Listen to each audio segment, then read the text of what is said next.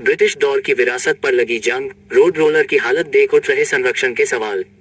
आसनसोल के भगत सिंह मोड़ स्थित चौराहे के किनारे खड़े ब्रिटिश काल के दो ऐतिहासिक मार्शल स्टीम रोड रोलर आज प्रशासन की अनदेखी और लापरवाही के कारण जंग खाकर नष्ट होने की कगार पर पहुंच गए हैं। इन दोनों रोड रोलरों के आसपास इतनी घनी झाड़ियां और जंगल उगाए हैं कि वहां तक पहुंच पाना भी मुश्किल हो गया है। हैरानी की बात यह है कि यह जगह शहर के एक व्यस्त चौराहे पर स्थित है, इसके बावजूद इन ऐतिहासिक धरोहरों की ओर किसी का ध्यान नहीं गया। उसी स्थान के ठीक पास आसनसोल नगर निगम द्वारा एक पार्क का निर्माण किया गया है और विश्व बांग्ला का स्मारक भी बनाया गया है, जहां देश के महान क्रांतिकारी शहीद भगत सिंह की प्रतिमा स्थापित की गई है।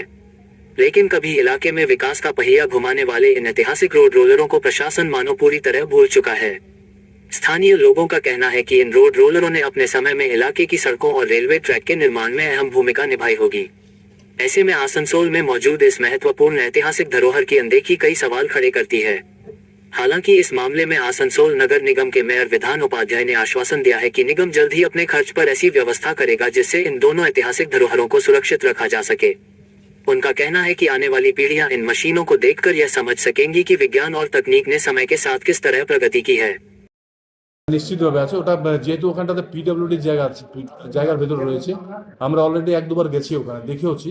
ওটার জন্য আমরা ভাবনা চিন্তা করছি আগামী দিনে, যাতে ওই জায়গাটাকে আমরা যদি কোঅপারেশন নিয়ে ওখানটা যদি সংরক্ষণ করে ভালো করে একটা মানুষের জন্য খুলে দিতে পারি, তো মনে হয় এটা ভালো হবে। মানুষ জানবে, যেমন অনেকে আছে যে অনেকে জানে, অনেকে হয়তো দেখেনি, আমাদের বাচ্চারা হয়তো দেখেনি যে মানে যে আগে আগে যে ছোট্ট ছোট্ট সেই ট্রেনগুলো চলতো, সেগুলো বিভিন্ন জায়গায় সংরক্ষণ করে রাখা আছে।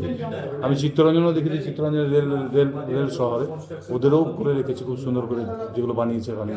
তো নিশ্চিতভাবে আপনারা ভালো জিনিস বলেছেন, এটা আমরা আমাদেরও নজরে আছে। আমরা নিশ্চিতভাবে দেখবো আগামী দিনে, যদি এটা মানে করা যদি যায় তো আসানসোলের জন্য ভালো হবে, মানে মানুষ জানবে। কারণ আমরা অনেক জিনিস আছে ব্রিটিশ আমলে যেগুলো করেছে, সেগুলো হয়তো আমরা মানে এখন বর্তমানে হয়তো আমরা ইয়াং জেনারেশন যারা আছে তারা হয়তো জানে না, দেখেনি। তো এইগুলো যদি দেখে তাহলে হয়তো তাদের মধ্যে আরও মানে কী বলে ওটাকে বুদ্ধি এইটা বাড়বে, এবং তারা হয়তো চেষ্টা করবে যে ওই প্রসেসে যদি আবার যায় তো হয়তো ভালো হবে।